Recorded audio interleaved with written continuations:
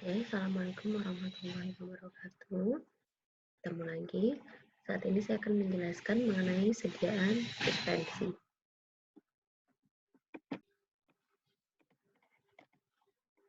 Oke, selanjutnya, ya, ini adalah contoh dari sediaan suspensi. Ya, ada yang bentuknya oral, antasida, kemudian ada juga yang bentuknya topikal. Ya, jadi, ini mungkin teman-teman mengenalnya sebagai sediaan lotion gitu ya. Jadi sediaan lotion itu ada yang bentuknya suspensi, ada juga yang bentuknya emulsi gitu ya. Jadi nah di sini ini adalah contoh lotion yang bentuknya suspensi gitu. Jadi lotion itu dia dispersinya bisa dispersi partikel ataupun dispersi cairan. Kalau dispersi cairan kan kita katakan emulsi, kalau dispersinya partikel adalah suspensi. Oke. Ini adalah definisi dari suspensi ya. Jadi suspensi adalah sediaan cair yang mengandung partikel padat yang tidak larut dan terdispersi dalam fase cair gitu. Jadi sebelumnya kemarin kita sudah membahas mengenai emulsi. Jadi kalau emulsi itu juga suatu bentuk dispersi, larutan dispersi. Tapi yang terdispersi itu adalah cairan. Jadi cairan terdispersi di dalam cairan lain. Kalau yang di sini di suspensi itu yang terdispersi adalah partikel. Jadi partikel terdispersi di dalam cairan. Ya, jadi itulah yang membedakan antara sistem dispersi dan larutan. Jadi kalau larutan itu ya dia terlarut gitu, bisa partikel ataupun cairan digabungkan dengan cairan lain, kemudian dia membentuk suatu eh, dispersinya molekuler gitu. Kalau dia membentuk suatu dispersi molekuler itu artinya dia larut dalam bentuk larutan. Tapi kalau dia bukan dispersi molekuler itu artinya sistem dispersi gitu. Nah, ini adalah keuntungannya. Jadi keuntungannya itu mudah diterima oleh pasien gitu ya karena dia berada dalam bentuk cair, kemudian dapat digunakan untuk formulasi zat aktif yang sukar larut di dalam air, kemudian bioavailabilitasnya juga lebih baik dan lebih mudah diabsorpsi tentu saja dibandingkan dengan sediaan solid gitu atau sediaan padat ya sebelumnya sudah pernah saya jelaskan di bab larutan dan juga emulsi ya jadi mekanismenya sama. Nah, kekurangannya adalah stabilitasnya itu rendah gitu. Ini terkait dengan pertumbuhan kristal gitu. Karena kan di situ ada partikel yang tidak larut, dia hanya terdispersi di dalam cairan. Nah, jika si pelarutnya ini menguap gitu, dapat terjadi proses rekristalisasi dari kristal bahan aktif. Misalnya di sini kita katakan kita berbicara mengenai kristal bahan aktif. Jadi kalau misalnya bahan aktifnya itu memiliki polimorfisme misalnya, nah pada saat terjadi rekristalisasi kemudian dia berubah menjadi bentuk kristal yang lain. Nah kalau misalnya bentuk kristal yang lain itu ternyata adalah bentuk kristal yang tidak aktif secara farmakologis, maka itu kan sangat merugikan karena kan berarti tidak ada efeknya gitu. Atau lebih berbahaya lagi jika ternyata bentuk kristal hasil rekristalisasi ini adalah bentuk kristal yang toksik gitu, yang memberikan efek toksik terhadap tubuh, maka itu sangat berbahaya. Tapi di sini sebenarnya tidak hanya berlaku untuk bahan aktif gitu ya. Jadi hal ini juga berlaku untuk excipientnya gitu. Jadi kalau misalnya ternyata excipient yang kita gunakan itu juga ternyata ada yang tidak larut gitu ya. Jadi dia juga berada dalam bentuk terdispersi, kemudian pelarutnya menguap, kemudian dia terjadi rekristalisasi dan bentuk kristalnya berubah menjadi bentuk kristal yang eh, tidak sama karakteristiknya dan justru merugikan, nah itu kan sangat membahayakan. Tuh. Dan kemudian jika terjadi caking, maka akan sulit terdispersi kembali. Sehingga homogenitas dari bahan yang terdispersi itu akan turun dan dosisnya juga tentu saja akan terpengaruh gitu.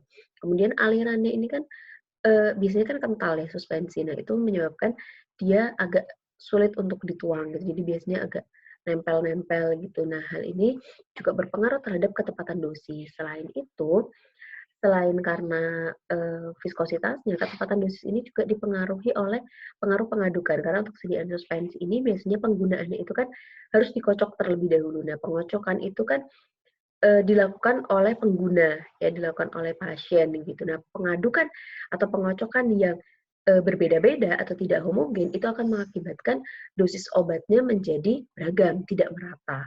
Gitu. Kemudian kerugian lainnya adalah pada saat penyimpanan itu kemungkinan terjadi perubahan dari sistem dispersi, terutama jika terjadi fluktuasi atau perubahan dari temperatur. Itu nanti kita bahas secara lebih jelas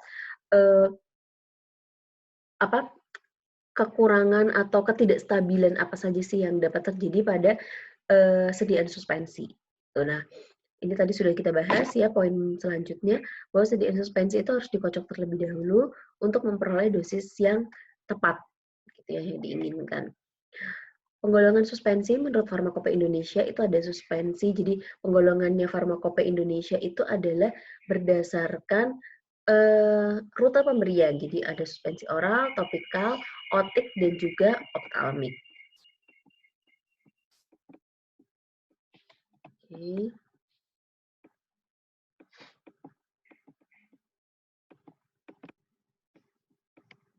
Oke, berikutnya. Nah, ini adalah penggolongan suspensi berdasarkan sifat dan metode pembentukannya. Jadi kalau berdasarkan sifat dan metode pembentukannya, suspensi itu dibagi menjadi suspensi deflokulasi dan flokulasi. Suspensi flokulasi itu dia bentuknya adalah partikel-partikel yang berukuran besar. Jadi ini partikel-partikelnya itu berkelompok membentuk ukuran yang berbeda-beda. Kemudian dia pada saat mengendap, gitu karena kan dia pasti pengaruh oleh gravitasi, dia pasti akan mengendap ke dasar wadah. Itu dia akan membentuk suatu endapan yang berongga. Jadi di sini ada banyak sekali rongga-rongga. Kenapa? Karena ya tadi ukurannya itu kan berbeda-beda, gitu ya. Ukuran partikelnya berbeda-beda. Kemudian kecepatan dari pengendapannya ini juga tinggi gitu ya. Jadi karena pengaruh gaya gravitasi yang kuat, karena dia ukurannya lebih besar, itu maka kecepatan pengendapannya itu akan lebih cepat dibandingkan dengan partikel yang ukurannya lebih kecil. Gitu. Jadi ini prinsip fisika.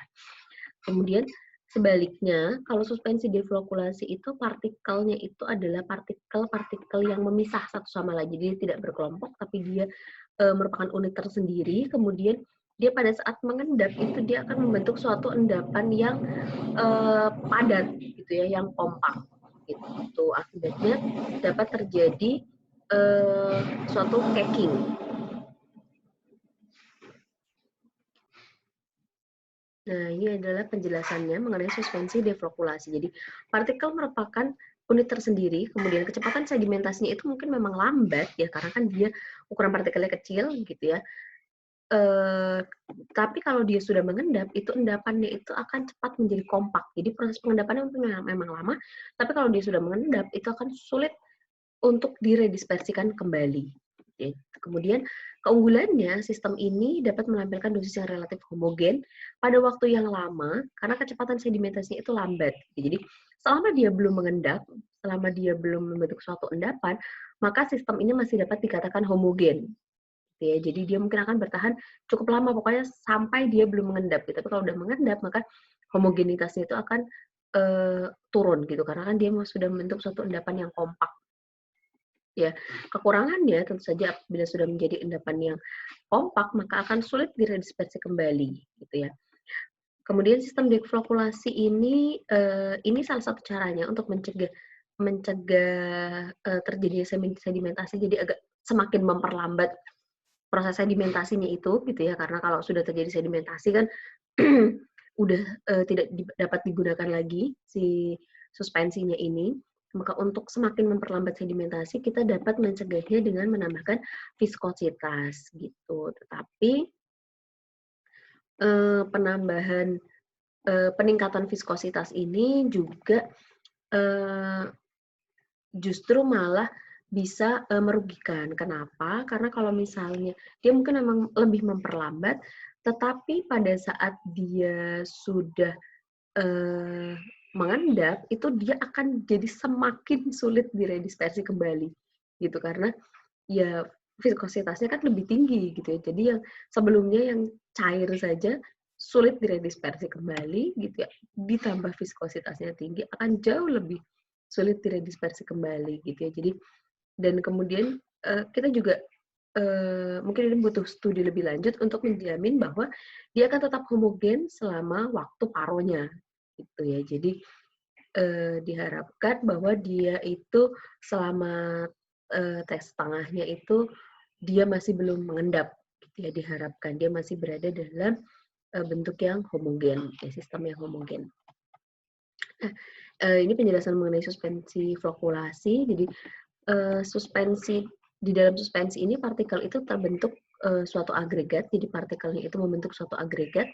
Kecepatan pengendapannya mungkin memang lebih tinggi karena partikelnya itu ukurannya lebih besar. Tetapi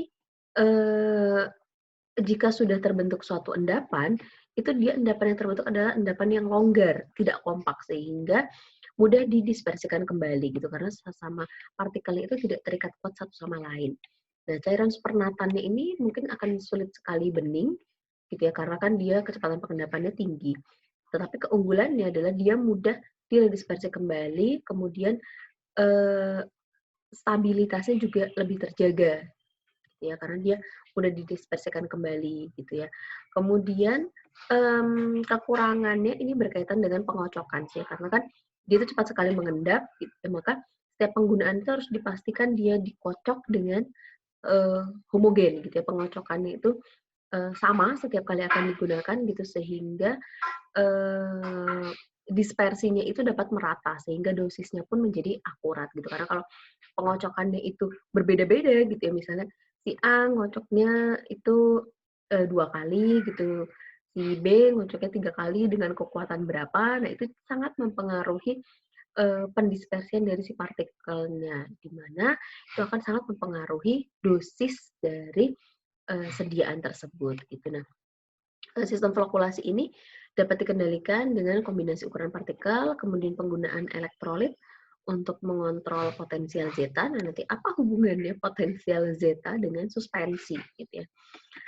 Penambahan polimer, penambahan polimer ini juga dapat mempengaruhi hubungan atau struktur partikel di dalam suspensi. Nah, sini ini adalah bagian kapan sih terbentuknya suspensi flokulasi, kapan terbentuknya suspensi deflokulasi. Jadi mungkin teman-teman sudah pernah membuat, teman-teman yang sudah praktek ya, sorry, yang sudah praktek di apotek mungkin pernah menerima resep ini tablet, kemudian dimasukkan ke dalam sediaan sirup. Gitu. Jadi biasanya untuk anak-anak gitu ya, tablet digerus, kemudian dimasukkan ke dalam sediaan sirup. Nah, itu adalah contoh termudah dari suspensi deflokulasi. Gitu ya. Jadi kita lihat di sini.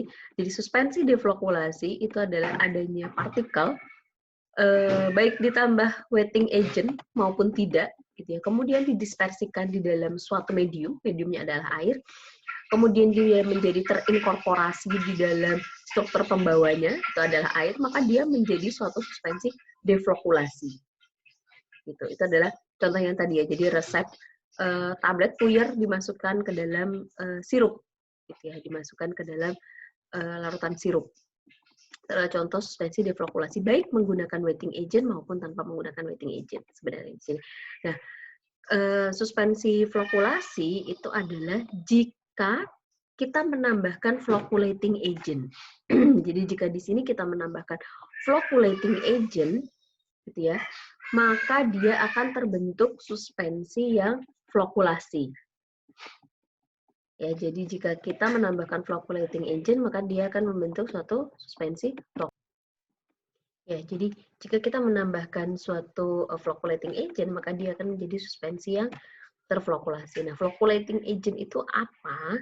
Floculating agent itu adalah berupa polimer-polimer yang kita tambahkan, gitu ya. Jadi polimer-polimer itu di sini dia akan berperan menjadi flocculating agent. Kenapa? Polimer itu kan rantainya panjang ya, jadi dia di situ akan melingkupi si partikel-partikel tersebut sehingga partikel tersebut menjadi berukuran lebih besar. gitu, sehingga dapat terbentuk suatu agregat gitu, ukurannya menjadi lebih besar gitu. Maka itulah disebut suspensi yang terflokulasi gitu. Nah, di sini kenapa dibedakan ada B sama C?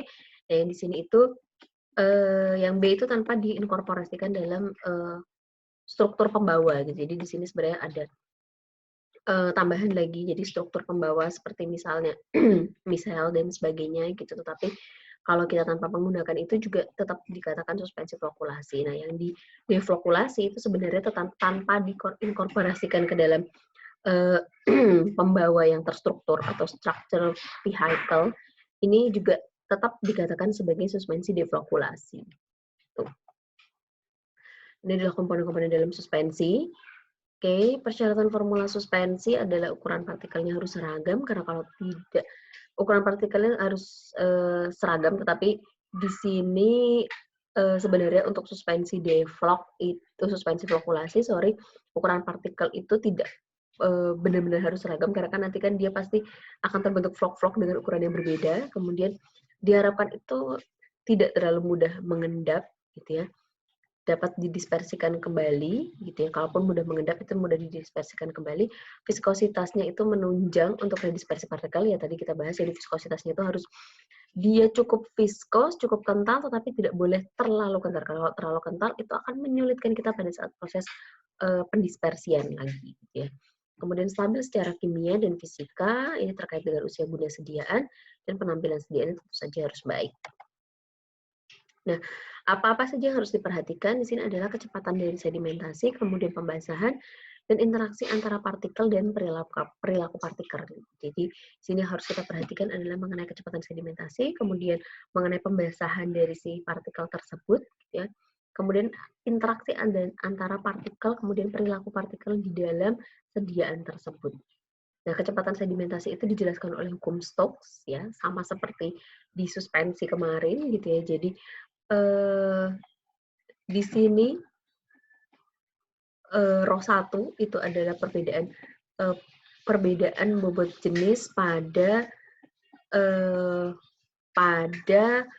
yang partikel yang terdispersi dengan medium terdispersinya gitu. Nah, di sini strateginya untuk menurunkan kecepatan sedimentasi, karena kalau kecepatan sedimentasinya tinggi itu juga kurang baik gitu ya. Jadi untuk menurunkan kecepatan sedimentasi, maka perbedaan antara fase terdispersi dan fase pendispersi harus kecil. Ini dapat kita gunakan dengan meningkatkan viskositasnya gitu. Dapat menggunakan sorbitol atau sukrosa karena dia kan bobot jenis dari mediumnya itu akan meningkat gitu ya, karena tadinya itu kan kalau misalnya pakai air saja bobot jenisnya itu menjadi kecil. Nah, dengan adanya suatu partikel, suatu zat yang terlarut di dalamnya, di dalam medium kita, maka bobot jenisnya itu akan menjadi lebih tinggi. Ya, kemudian diameter partikel juga dapat diperkecil dengan cara dihaluskan. Kemudian viskositas itu dapat ditingkatkan dengan menambahkan suspending agent. Gitu. Jadi suspending agent ini merupakan salah satu suspending agent atau flocculating agent. Gitu. Jadi itu tujuannya dapat meningkatkan viskositas sehingga memperlambat kecepatan sedimentasi.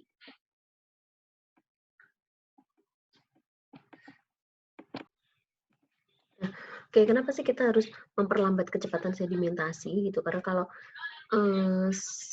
suspensi itu sudah terjadi sedimentasi, itu maka dosisnya itu kan nanti akan terpengaruh gitu. Jadi kalau sudah terjadi sedimentasi,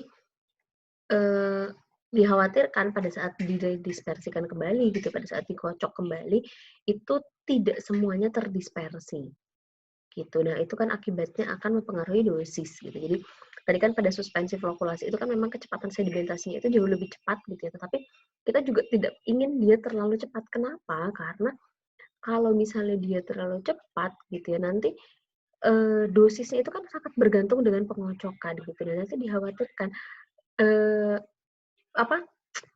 variabilitas antar pasiennya itu menjadi sangat tinggi gitu ya. Kalau kita menggantungkan si dosisnya itu dari pengocokan gitu ya. Jadi nggak apa-apa lah gitu dia cepat gitu ya mengendap, kan nanti juga dikocok kembali. Ya, bagaimana kita bisa menjamin bahwa setiap orang yang menggunakan suspensi tersebut itu akan mengocok dengan kecepatan, dengan kekuatan yang sama, gitu kan, untuk menghasilkan suatu dosis yang sama, gitu, yang tepat, gitu. Nah, kan kita tidak dapat menjamin itu, gitu. Jadi karena itu sudah di tingkat pengguna atau pasien gitu, maka sebisa mungkin gitu industri pembuat itu menjamin bahwa kecepatan sedimentasi itu tidak terlalu cepat. Jadi selama masih dalam usia guna itu diharapkan tidak terjadi sedimentasi. Ya, karena kita tidak bisa menjamin, kita tidak bisa menjaga orang itu akan mengocok dengan kekuatan yang sama setiap pasiennya gitu, setiap pengguna ya. Oke. Ya, jadi alasannya kenapa sih kecepatan sedimentasi itu tetap harus diperlambat gitu ya, meskipun dia suspensi flokulasi. Nah, ini yang kedua, untuk pembahasan yang kedua mengenai pembasahan partikel gitu ya. Apa hubungannya pembasahan partikel dengan suspensi? Jadi kan di dalam suspensi itu kan ada partikel, kemudian dia terdispersi di pelarut gitu ya, di mana sebagian besar dari partikel tersebut itu tidak larut. Nah, tetapi kan si partikel ini tetap harus mampu bersatu gitu ya, terdispersi secara homogen, meskipun dia tidak larut tapi dia harus mampu tersebar secara homogen. Nah, ini kaitannya adalah dengan pembasahan partikel, di mana itu diatur melalui suatu koefisien penyebaran gitu. Jadi koefisien penyebaran zat padat di dalam larutan atau SLS itu adalah hubungan antara tegangan, jadi dia adalah resultan dari tegangan antar permukaan zat padat tersebut dengan udara dikurangi resultan dari tegangan antar permukaan zat padat dengan ini berarti di sini tegangan antar muka ya. Jadi koefisien penyebaran zat padat di dalam larutan itu adalah pengurangan dari tegangan antar permukaan zat padatnya dengan udara dikurangi dengan resultan dari tegangan antar muka zat padat dengan larutan ditambah tegangan antar permukaan larutan dengan udara. Gitu ya. Jadi gampangnya itu ya pokoknya pengurangan antara tegangan antar permukaan si zat padat dengan udara sama kaitannya tegangan permukaan zat padat itu sama larutan sama udara gitu ya. Jadi koefisien penyebaran gitu ya. Jadi kalau misalnya dia nilai tegangan antar permukaan si zat padat dengan larutannya itu kecil, maka kan koefisien penyebarannya itu menjadi semakin besar. Jadi berarti si zat padat itu dapat terdispersi lebih homogen. Gitu.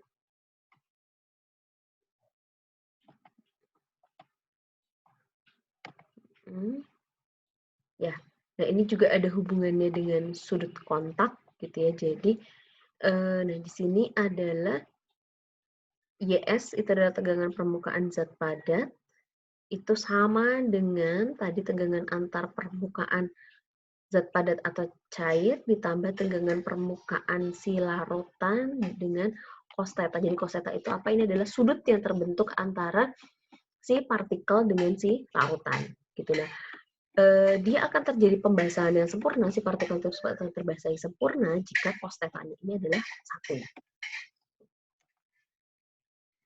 Nah, ini adalah interaksi komponen partikel di dalam sediaan suspensi. Jadi dalam sediaan suspensi itu ada gaya elektrostatik gitu, di dalamnya itu ada gaya tarik menarik van der Waals, kemudian ada gaya elektrostatik dan ini juga berkaitan dengan muatannya.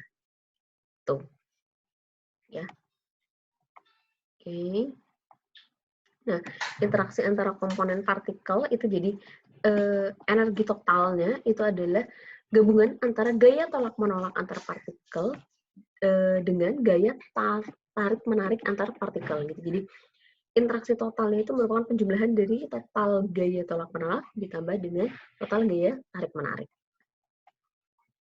Nah, interaksi komponen antar partikel itu juga dijelaskan melalui potensial zeta ya. Kemarin kita sudah membahas mengenai potensial zeta. Apa itu potensial zeta? Ya. Jadi apa yang berlaku di emosi itu sama dengan apa yang berlaku di suspensi karena mereka sama-sama sistem terdispersi. Ya. Dan penjelasan mengenai potensial zeta-nya pun sama. Jadi saya tidak akan menjelaskan lagi. Nah, ini adalah sifat aliran suspensi. Jadi, sifat aliran suspensi itu bisa pseudoplastis, plastis, thixotropik, atau dilatan. Nah, apa yang mempengaruhi? Yang mempengaruhi adalah polimer yang digunakan. Gitu. Jadi, polimer apa yang digunakan itu akan mempengaruhi sifat aliran dari suspensi. Gitu. Nah, kita bahas satu persatu. Pseudoplastis itu apa? Jadi, pseudoplastis yang mana pseudoplastis? Coba. Yang ini? Atau yang ini? Ya, jadi untuk yang pseudoplastis gitu ya. Jadi oke, ini kebalik apa enggak ya? Jadi pseudoplastis itu adalah yang A, kemudian yang B adalah plastis, C thixotropik dan D adalah dilatan. Gitu. Jadi untuk yang pseudoplastis gitu. Jadi dia ini adalah rate of shear, jadi kecepatan geser, kemudian ini adalah shearing stress-nya. Jadi dia itu bentuknya seperti ini. Jadi kecepatan geser, rate of shear, kecepatan. Jadi pada saat kita memberikan kecepatan geser, itu pada saat kita memberikan shearing stress, jadi semakin kita memberikan shearing stress, itu dia kecepatan gesernya akan melengkung. Ya, melengkung ke kiri. Gitu. Nah, sedangkan untuk yang plastis itu dia harus melewati suatu yield, ya, suatu yield. Nah, kalau yieldnya itu sudah terpenuhi, maka dia akan linier. Nah, kalau yang linier ini sebenarnya dia adalah seperti aliran Newtonian. Jadi dia berlaku seperti aliran Newtonian. Ya, gitu ya. Jadi ini adalah yang plastis ya, dia harus melewati titik yield value-nya. Kemudian kalau thixotropik ini dia pada saat kita berikan shearing stress itu dia kecepatan gesernya dia akan mengarah ke kanan. Kemudian pada saat kecepatan gesernya itu kita turunkan, itu ternyata dia tidak kembali ke tempat semula. Kalau ini dia kembali ke tempat semula, tetapi dia tidak linier, gitu ya. Jadi baliknya itu tidak linier, gitu ya. Jadi kenapa? Karena dia merupakan suatu aliran yang non Newtonian. Gitu. Nah, kalau ini itu pada saat kita shearing stress-nya kita ambil, itu dia tidak kembali ke bentuk semula, gitu ya. Jadi dia kembali ke bentuk semula, tetapi dia tidak melewati tahapan yang awal, gitu ya. Jadi dia ada proses perubahan viskositasnya di sini, gitu ya. Nah, ini adalah bentuk yang dilatan. Nah, ini adalah contoh pembuatan sediaan suspensi skala besar ya di industri menggunakan mixing tank ya. Di sini kita menggunakan high speed mixer, gitu ya. Di sini ada homogenizer-nya ya, kemudian nanti dia akan keluar melalui drain-nya. Nah, ini tahap pembuatan suspensi cair. Nah, suspensi rekonstitusi. Nah, di sini yang harus kita pertimbangkan dalam pembuatan suspensi rekonstitusi itu adalah, nah di sini mengenai bahan pensuspensi atau suspending agent-nya itu harus mudah dikembangkan, gitu. Jadi kalau jadi jangan kita gunakan misalnya CMC yang harus dikembangkan semalaman, gitu kan? Ya bayangkan, gitu kan? Rekonstitusi itu kan diharapkan pada saat kita memberikan air kemudian dikocok itu suspensinya sudah terbentuk, gitu ya. Si bahan suspensinya itu sudah mengembang, kemudian dia sudah mensuspensikan, gitu ya, membentuk suatu suspensi yang flockwool, ya. Nah, kalau kita bayangkan kita menggunakan CMC yang biasa, gitu ya. Pada saat kita menuangkan air, airnya harus air panas lagi ya, terus harus kita tunggu selama 1 malam, gitu baru suspensinya jadi. Kan itu kan akan sangat tidak efisien dan menyulitkan pengguna. Gitu. Jadi titik kritisnya adalah bahan suspensi itu harus mudah dikembangkan. Kemudian pada saat proses pencampuran serbuknya ini harus homogen, dan proses penambahan bahan pewarna dan yang lainnya itu harus juga homogen. Kemudian kadar air di dalam granul atau serbuk, jadi si apa partikel-partikelnya itu kita bisa bentuk dulu dalam granul ataupun dia serbuk. Jadi bahan aktif dan sebagainya dicampur dalam keadaan kering, berarti itu dalam bentuk serbuk. Atau misalnya kita lakukan proses granulasi terlebih dahulu gitu ya. Proses granulasi ini lebih menguntungkan gitu sebenarnya dalam sediaan suspensi gitu. Kenapa? Karena setelah dibentuk granul itu kan dia ukurannya menjadi lebih besar ya, jadi lebih kompak sehingga proses redispersinya itu mungkin akan lebih mudah gitu ya. Jadi proses pendispersiannya itu akan lebih mudah dibandingkan jika kita menggunakan dalam bentuk serbuk. Kenapa? Apalagi kan kalau serbuk itu kan dia cuma misalnya bahan aktifnya ditambah eksipien-eksipien lain ditambah suspending agent itu kita campur, eh, kita mixing kering gitu ya, mixing kering sudah gitu. Nah, tapi kalau kita membentuk granul itu kan dicampur dulu semuanya gitu ya, dibentuk menjadi suatu massa granul gitu. Jadi si eksipien kemudian zat aktif gitu ya, jadi zat aktif dengan eksipien-eksipien lainnya termasuk si suspending agent-nya itu sudah bersatu gitu ya, sudah membentuk suatu massa granul gitu ya, satu massa granul. Jadi dia akan lebih homogen gitu. Jadi pada saat nanti ditambahkan air, proses dispersinya itu akan jadi lebih mudah juga gitu. Karena kan dia ini udah jadi satu gitu ya si bahan aktif dengan eksipien lainnya. Gitu. Kemudian pemilihan metode pencampurannya tadi mixing, proses mixingnya itu alat mixing yang kita gunakan itu juga menjadi titik kritis terutama kalau kita menggunakannya itu serbuk gitu. Jadi apakah kita memilih cube mixer, misalnya V-mixer, itu sangat berpengaruh terhadap homogenitas dari pencampuran kering ini gitu ya. Jadi misalnya kalau kita menggunakan cube mixer itu kan bentuknya sangat banyak sudut ya. Nah, di situ terdapat potensi ketidakhomogenan dari pencampuran serbuk kering ini. Oke, itu saja. Sekian penjelasan mengenai suspensi. Terima kasih. Oke, jika ada pertanyaan akan kita bahas di dalam diskusi nanti. Terima kasih. Assalamualaikum warahmatullahi wabarakatuh. Waalaikumsalam warahmatullahi wabarakatuh.